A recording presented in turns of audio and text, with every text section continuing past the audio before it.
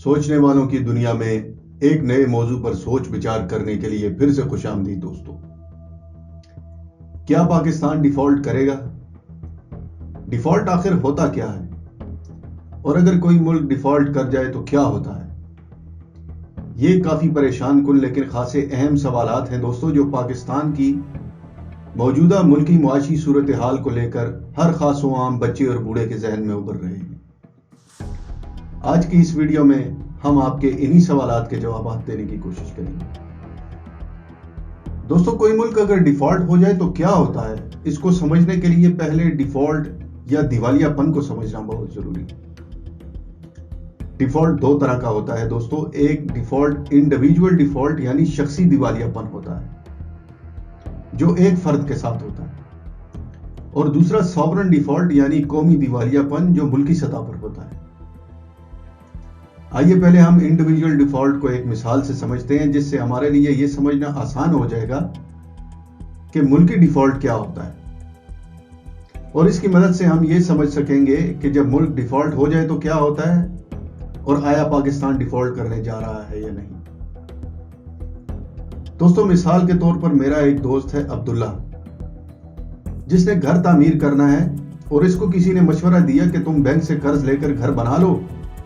بعد میں کرائے کی جگہ قسطیں دیتے رہنا۔ جس پر عبداللہ بینک سے قرض لینے گیا، بینک نے قرض دے تو دیا، لیکن ساتھ میں شرط رکھی کہ یہ قرض آپ کو اتنے عرصہ کے اندر اتنے فیصد شرح سود کے ساتھ واپس کرنا ہوگا۔ دونوں میں معاہدہ طے پا گیا اور عبداللہ نے بینک سے قرض لے کے مکان بنا لیا، لیکن قرض اور اس پر واجب الادا سود واپس کرنے کے لیے عبداللہ نے نہ تو اپنے ذرائع آمدن بڑھائے، اور پھر کچھ مسائل کی وجہ سے اس کی جاب بھی چلی گئی، جس وجہ سے اس کی انکم نہ ہونے کے برابر ہو گئی۔ اب بینک اپنا قرض واپس مانگتا ہے، لیکن عبداللہ اس پوزیشن میں نہیں ہے کہ اپنا قرض یا اس پر واجب الادا انٹرسٹ یعنی سود کو ادا کر سکے۔ تو میرا یہ دوست قرض ادا کرنے کے لیے رشتہ داروں اور اپنے جاننے والوں سے مزید قرض لیتا ہے، اور ایک سٹیج ایسی آتی ہے کہ اب اس کو اس کے جاننے والے اور دوست رشتہ دار بھی قرض دینے سے انکار کر دیتے ہیں،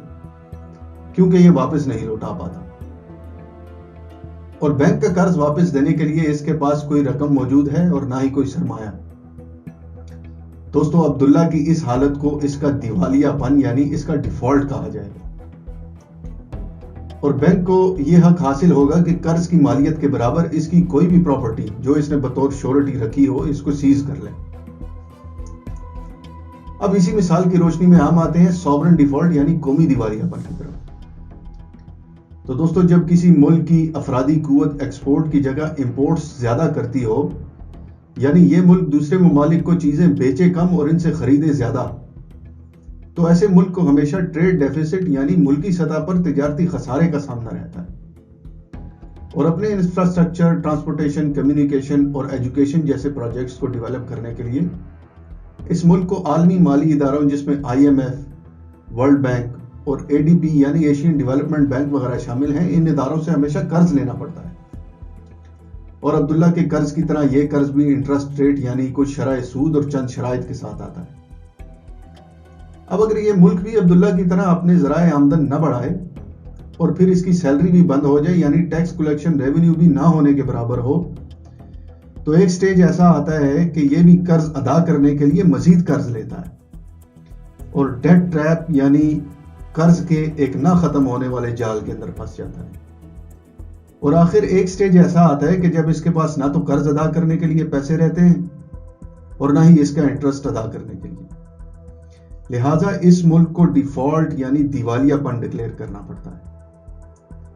اب سب سے اہم سوال کی طرف آتے ہیں کہ اگر ملک ڈیفالٹ ڈکلیئر کر دے تو کیا ہوتا ہے؟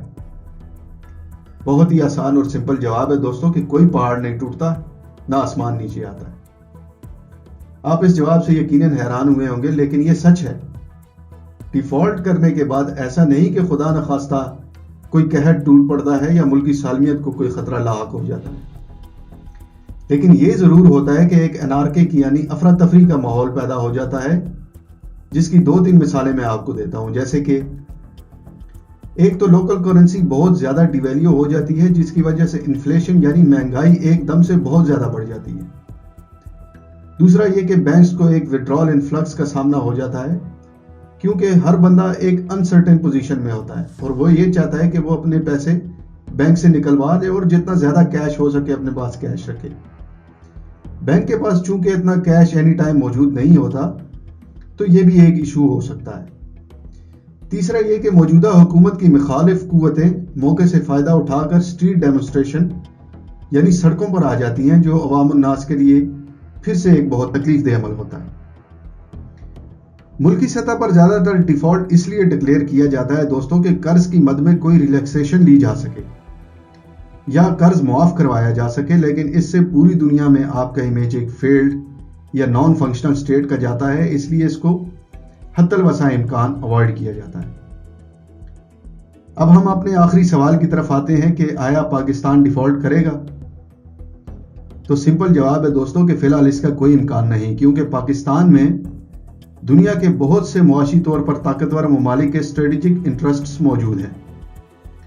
جس وجہ سے وہ ہر حالت میں پاکستان کی مدد کو آئیں گے تاکہ اپنے مفادات کی حفاظت کر سکے، اور ایک ڈی اسٹیبلائزڈ پاکستان کبھی بھی ان کے مفاد میں نہیں ہوگا۔ دوسرا، پاکستان کی ایک بہت بڑی کمیونٹی جن کو ہم اوورسیز پاکستانی کہتے ہیں، وہ پاکستان سے باہر ہیں، جو ریمیٹنسز یا ڈونیشنز کی شکل میں بھی ہمیں ہمارے ڈیفالٹ کے چانسز کو بہت حد تک کم کر سکتا ہے، اور نہ ہی کبھی کوئی سٹنگ گورنمنٹ جو ہے وہ ڈیفالٹ ڈکلیئر کرے گی دوستوں، کیونکہ یہ اس کے لیے ایک سیاسی خودکشی ہوتی ہے۔ تو امید کرتا ہوں کہ آپ کو یہ ویڈیو انفارمیٹیو لگی ہوگی۔ مزید ایسی ویڈیوز کے لیے اس چینل کو سبسکرائب کیجیے۔ آئندہ پھر کسی ویڈیو میں ملاقات ہوگی، تب تک کے لیے خدا حافظ، اپنا خیال رکھیے گا۔